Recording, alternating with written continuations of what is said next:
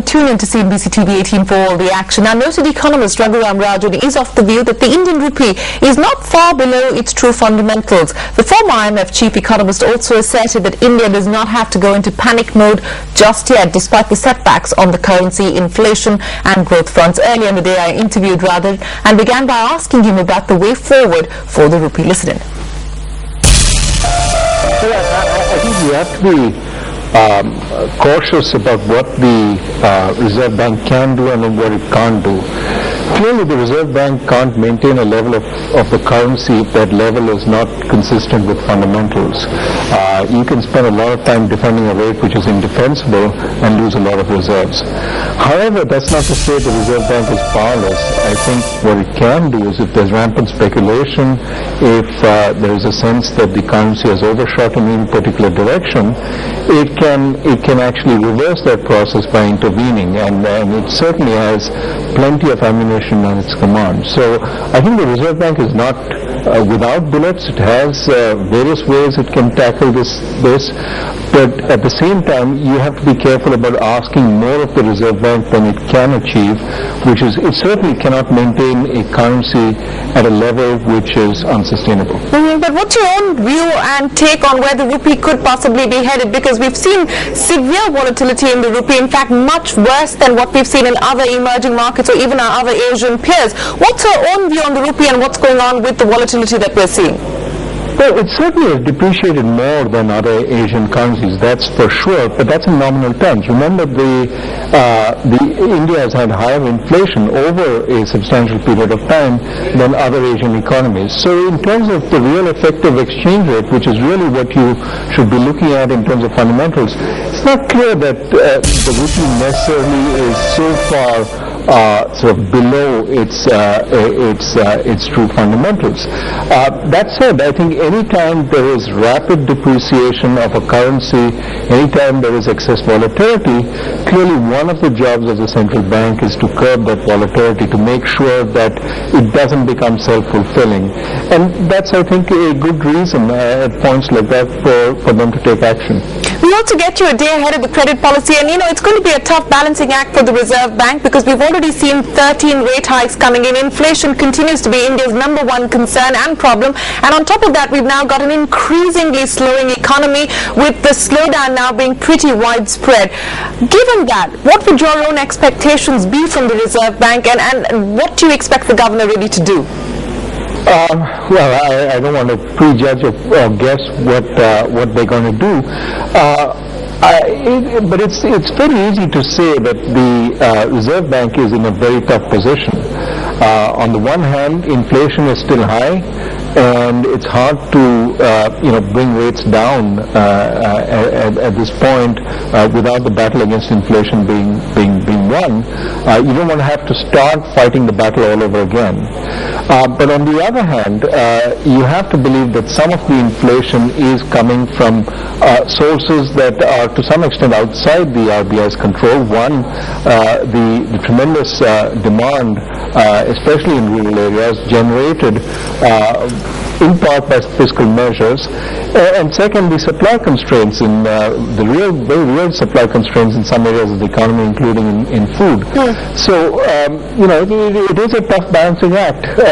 Not all inflation is stuff that can be controlled by interest rates. At the same time, you have to do what you can via interest rates because the other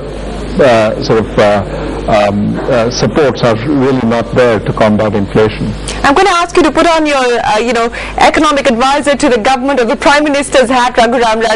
India looked like it was cruising. Even post-2008, the Indian economy looked like it was pretty resilient. But look at what we have ended up with, at least if you look at the current macroeconomic picture, whether it's inflation, it's the volatility as far as the rupee is concerned, it's the private investment figures, it's the IIP figures. Just about every macroeconomic indicator looks extremely bleak at this point in time. What's your own view about the macroeconomic situation, and what advice would you give to the Prime Minister or the government at this point? First, on the one hand, we shouldn't go into panic mode. yes, 6-7% growth is low relative to where we were, but there are countries that would kill for that. So let's be, at least accept the fact that it's still not complete doldrums yet. That said, ever since I can remember, I've been saying we have to push reforms forward. We cannot be complacent saying 9% is to be had for the taking, because at some point the reforms which generated that 9%, they will have been tapped out, and we need a fresh set of reforms to keep us going. And I hope that the slowing partly caused by monetary policy, partly caused by the external world, partly caused by other domestic policies. I hope that this will send the message to our legislators that you can't keep reforms in a state of limbo, that ultimately growth has to be fed by a fresh set of reforms. Otherwise, it's going to be harmful for the country. Speaking of reforms, the view now is that this government is running on such low political capital that it's going to be very, very difficult for this government to push forward with any of the second-generation reforms. We saw that aborted attempt to actually push forward with the FDI and multi-brand retail. It's been put on the back burner. We understand till perhaps the UP elections are over. But given the low political capital that this government enjoys, how optimistic or confident are you feeling that any of those second-generation reforms are actually going to fructify? Well, you have to be an optimist in this fairly bleak world, not just in India but outside. I would say that if you look at a history of Indian reforms, they typically have been done in bad times. We did it post the 91 crisis. We did it again in late 1990s when growth was slowing once again, partly as a result of monetary rigor.